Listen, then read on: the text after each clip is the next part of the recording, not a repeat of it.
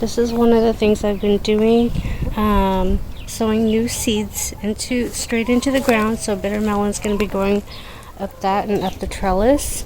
There's my onion bed. Here's some more bitter melon. The bitter melon is from grocery bought bitter melon, the seeds that I harvested, and I will show you. Over here it's more bitter melon. I really want a successful crop this year. I grew some in a previous year, but the grass outcompeted it and it didn't grow, so several places to put it. So bitter melon's a little bit what do you call it, medicinal. Supposedly it helps with like people with diabetes to lower your blood sugar. So I have it growing here. Hopefully it'll grow up this trellis as well. So note, it has a bitter flavor, quite strong. So you don't want to grow it near your fruit trees, strawberries, berries, because it may make your fruit bitter, according to my mom. I don't know, but she is a master gardener, and so I believe her. And here I planted some flowers all about. So they were seeds I gathered from my previous year, from deadheading all the different flower crops. So like I had seeds for cosmos, Gerbera daisies, seeds from dahlias, from zinnias, from osteospermum, the purple flowers I had last year. So I placed them in here, placed them kind of around my fruit trees. So here's my pineapple guava, and look, it's got new leaves, a lot of new leaves everywhere. And I took some cuttings in late winter from the pineapple guava, and I transplanted them here. I just kind of stuck the plug in there, the cutting, and hopefully it will grow. It still has its leaves, but it's been dropping leaves randomly here and there. So hopefully it survives. Let me get this plastic out of here. My neighbor's doing construction and they drop things all the time. In fact, they got some paints on my plants. See, that's not speckled naturally. That's the paint that they dropped all over my plants. And I don't want to eat that either. And here are my calendulas, and here's a deadhead. So all you have to do is just take these here, and those are the seeds, these curly things. So what I'm going to do, because these can reseed themselves pretty easily, I'm going to have to cut off that little thing. But just gather all the seeds and throw them someplace else, or collect them for next year, and you will have tons and tons of calendula, all for free. So I grew them here, and then I took some of the seeds and threw them over here, and now I've got a whole new plant over here. Awesome. So not only am I trying to encourage my fruit trees to grow and to grow lots of herbs and vegetables, but around them I try to make a little guild. And so down here I pulled the mulch away from the tree. This is my kaffir lime leaf, and what I did was I put some seedlings for the osteospermum. Same here, some Gerbera daisies and zinnia seeds all about. It's going to add color, and it's going to make the garden bloom and have lots of insects, beneficial insects. And here's my beautiful fan that I love so much, my decorative whirligig. So I took some of the calendula seeds, pulled away some soil from my baby kumquat tree and my society garlic, threw some calendula seeds down there, and it's going to pop up and kind of make it colorful all around my garden here. Hi everyone. So here, this patch of the garden is looking a little unkempt. It's the area in front of my cisterns, and I have some scrap sunflower stalks that were too big to shred, and I was going to use them to stake up some plants. Never did, still sitting there. And year after year my hollyhocks come back. So it's starting to grow again and get bushy, and it's going to shade out the cistern, which is good because I like it to be protected. However, and then over here I grew some climbing aloe, and it's dividing out and is also growing upwards because it's climbing aloe. So I'm going to have to dig it out. I think I'm going to put it in some pots and put them elsewhere. I'll leave the hollyhocks to shade out my cisterns there.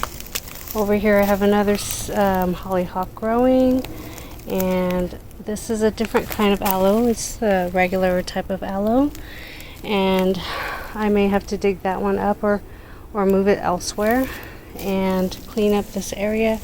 Over here is a big divot. I pulled out about 6 roses from here that I managed to propagate, and there's some fennel and more fennel. My daughter loves to cut it and wash it and eat it, and then I'll just clean up all this grass, pull up that other rose right there, and the hollyhock and the canna. Kind of clean up this area, I think, and make a walking path straight from the back door out this way, and then I can use this area for another planting area to plant out. I think I want some herbs: basil, sage, oregano, some other things, but I definitely want it here. Make it look prettier. Now, there's a lot to do, so besides cleaning that area of the garden, I am going to start propagating my succulents and cacti because I have a lot of them. And so here is this very thorny cacti, and I don't normally like cacti. They poke you and they hurt you. However, this little bugger, as much as I hate how pokey it is, I also like how it looks. It's pretty cute. I got it from my mom as a little tiny baby plant that fit in a little 6-inch pot, or maybe a 4. I have been busy at work lately trying to propagate my succulents. So I have a ton of elephant food growing in the front, and it was actually growing over the edge of my garden bed, so I started to pluck them out, and I didn't want to throw them away, so I started by putting them in pots, and this one grows fantastic. It's actually a good ground cover, but I love how it has purple stems and green little uniquely shaped leaves, and when it blooms it has cute little purple flowers, and it grows really well, so it doesn't disappoint. And more of these, and this one, I don't know what to call it. I think it's a euphorbia, and it just branches out like that, and that one's a really big variety of succulent, and it has purple buttercup looking flowers when it's mature, and I call these Christmas tree succulents. I have several of those.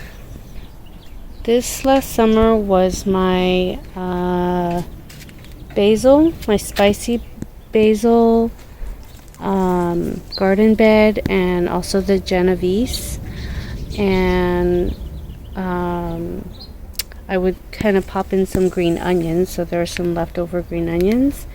And over the winter, I threw in some elephant garlic bulbs. So these are the elephant garlic bulb greens, and they did have sun. And then around that time, I threw in some nasturtium seeds, and from probably 4 or 5 seeds, I am getting tons and tons of nasturtium. They don't look so great right now because I don't know if it's because of the sun. If they don't do poorly in cold, but they don't like frost, and I think they don't like the hot sun.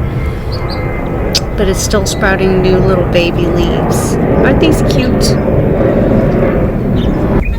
So I'm showing you this because it has this garden bed is made with the Belen Country fire ring, and the problem is that I'm definitely going to pull it up, and then I'm going to wrap the nasturtium around the base so I don't lose too many seeds. Too much soil. So basically I'm going to use the nasturtium to hold the soil in this round circular pattern, and then I'll reuse the fire ring for another garden bed. However, I can't get started because I have a raccoon or a possum or something like that plaguing my yard. It's been digging divots in here, divots there, trying to dig into my chicken coop, but my chicken coop's really deep and buried with lots of mulch. So it dug in here where I had some onions growing and kind of mussed it all up, which is really frustrating. Luckily, my onion bulbs are decently established that it didn't bother it too much. Over here I had growing my new bulbs of onion bulbs, and I had it everywhere, planted nicely and dispersed, and something came in here, dug up that area, dug up this area. I hope that most of my onions survive. It's really frustrating to see that happening because I'm trying to grow things and make them look nice, and it just comes in, digs up everything, kills the plants, and decimates my garden bed, and as a result I end up with way less of a harvest than I should. I asked my husband to deal with it. He bought a trap, but he hasn't put it together yet, and finally today it made more of a mess in my yard.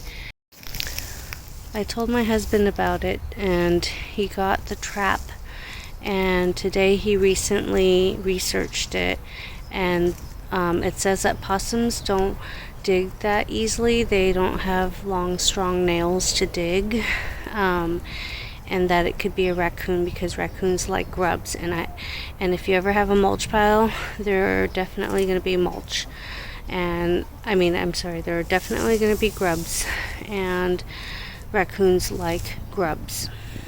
So over here I had some bulbs, some beautiful flowers that were coming up, and some that were starting to fade, but they were going to probably produce more flowers. Here's a bulb here. That's a hyacinth. And it's frustrating because it dug up all this area here. And what's even more frustrating is I also had some seedlings come up, and I think they were dahlia seedlings, like little green, like that, and like that. Or they could be sunflowers because my daughter stuck some seeds into the dirt in the soil for me, and I like to give her a little section to play with and seeds to garden with. Luckily for me, this is well established. It's some dianthus, and it's cool because I have this beautiful pink color, and it has so many flowers. I love that. I love it when a plant provides lots of blooms. such as in the case of my calendula. It's giving me so many blooms, and it grew so quickly. It started with just a bunch about this size, like a little plant like that, and it doesn't spread. It just has the stalk that keeps going a little further and further. So I really like that. So if you dig it up, it's relatively easy to dig up as well. Calendula is also known as pot marigold and I love how fresh and orange the flowers are. This is a older calendula plant. It survived the winter, and it just keeps making the stem go longer and longer. And I'm trying to make a complete circle of calendula here. The thing is, it looks nasty, or it doesn't look that good, but basically I'm letting the seeds dry up and go to seed and dry, and then I'm gonna deadhead them and collect the seeds. I always do that with the calendula. So for example, right here, here's a perfect one. So it rained yesterday all day, and so what I'm going to do is, there are a lot of dry seeds right here, these little seeds. I'm going to let it dry for another day and pull them out, and then the other ones I'll wait till they turn brown, such as this, and I'll deadhead them and collect the seeds, because I love marigolds. Calendula, because they provide a lot of seeds and they look pretty.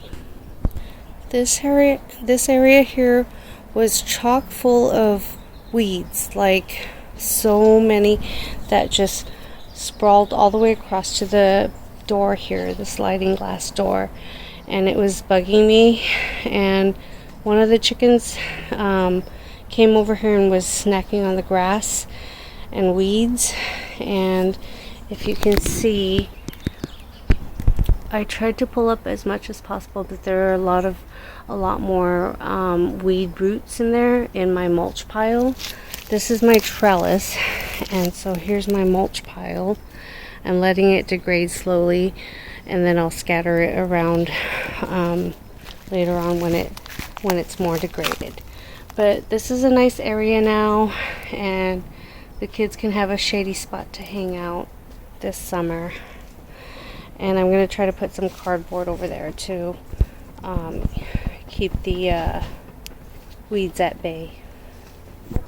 So what I did was I threw the weeds into the chicken run, and what happens is they kick it around. You can see a layer of all that greenery. It was dirt before, so I threw all this weeds in here, and so the weeds won't survive, because as they kick it around and nestle in it and stuff like that and poop on it, over time it dries up. And that's the idea, is to basically let them compost it down. And then every so often I go in and I rake the whole area, and rake all the greens together and all the dirt and everything, and then I haul it out and I make a secondary mulch pile to further break down the material so it doesn't weed into my garden again. And here are some of my chickens. Here's my barred rock. Oh, I'm sorry, it's an Easter egger. So its head has like the black and white, and then its body is black. Here's the Long Island red, and the Brahma has that black neck and golden feathers, and it has feathers on its feet. It's really cool. And these are the standard buff Orpingtons, and the rest are buff Orpingtons and Brahmas. And oh, there's the barred rock. The barred rock, I can't get a good image of her. She's basically black and white speckled all over. So not only do they get feed from here, I give them fresh water every day. I just cut open a milk jug and I give them fresh water. Sometimes you can add some apple cider vinegar into the water. It helps their digestive system.